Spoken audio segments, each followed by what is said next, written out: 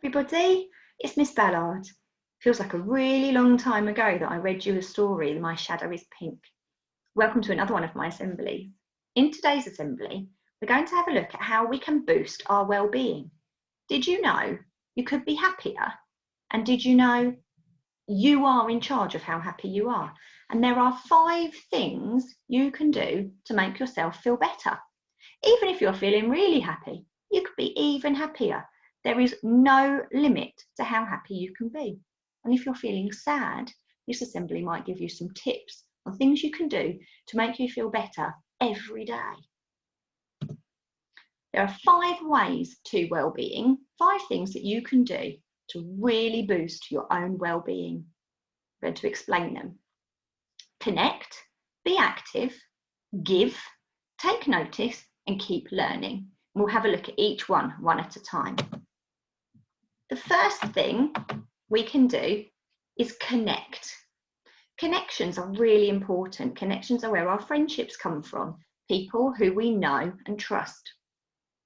It's really important you've got somebody you can talk to. That's what your worry boxes are for at school. If you don't want to talk about your problems and your worries, you could write them down in your worry box. There are friends you can have a chat with. There are safe grown-ups at school and at home. And sometimes you can talk and feel listened to by other things, not just people. Here's a picture of my dog and one of my cats. And I like to have a chat with them if I'm feeling a bit sad or grumpy. It's really important that you've got people you can talk to. But it's also very important that when people are trusting you to talk to you, you listen to them too. Listening is really important. Being active is important too, getting your exercise. It's really important for your brain that your body is healthy. There are lots and lots of different ways we can exercise, and so I've just put a few pictures here. There's a very hot, red, sweaty picture of me going for a run. I try to go for a run 3 times a week. I don't always manage it, but I try.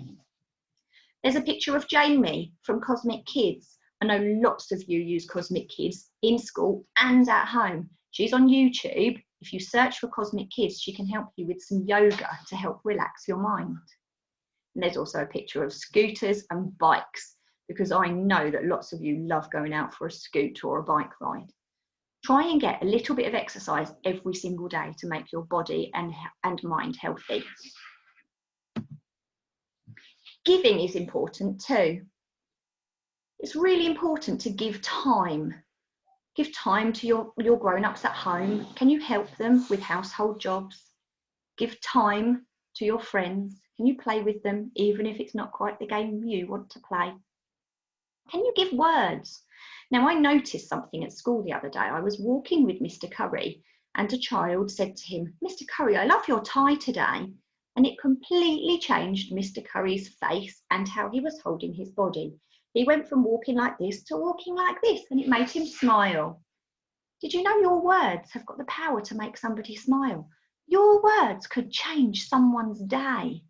If you use kind words, you can make somebody feel good, and making somebody else feel good makes you feel good too. There's some tips here on how to give a compliment. Be positive, be truthful, really believe in what you say. Be specific. Think about what you like or what you admire about that person. You could also think about that person's strengths and talents. Now, it's important to give compliments to people, to tell them that you think that they're doing things well, but also there's a quote down the bottom here that I really liked, and it said, "The most sincere compliment we can pay is attention." That's that listening again. If somebody's talking to you, really listen to them. Taking notice is important too. Remembering the joy that little things can give to you. Now, I've put 2 tricks here to help us really to think about the moment we are in, that mindfulness that I've spoken to you about before. We're going to do one of them all together. We're going to do a little bit of finger breathing. Now, if you have a look at the picture down the bottom, you're going to spread your hand nice and wide. And when you run your finger up a finger or thumb, you breathe in.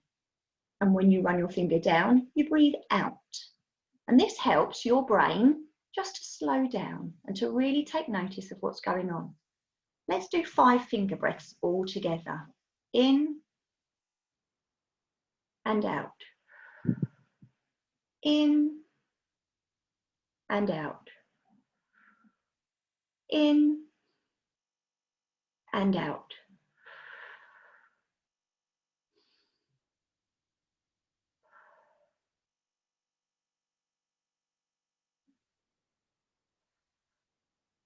I'm already feeling much calmer and my brain is ready to pay attention. Paying attention to lots of things, simple things around us that can bring us joy. I see these beautiful daffodils when I go out for a walk.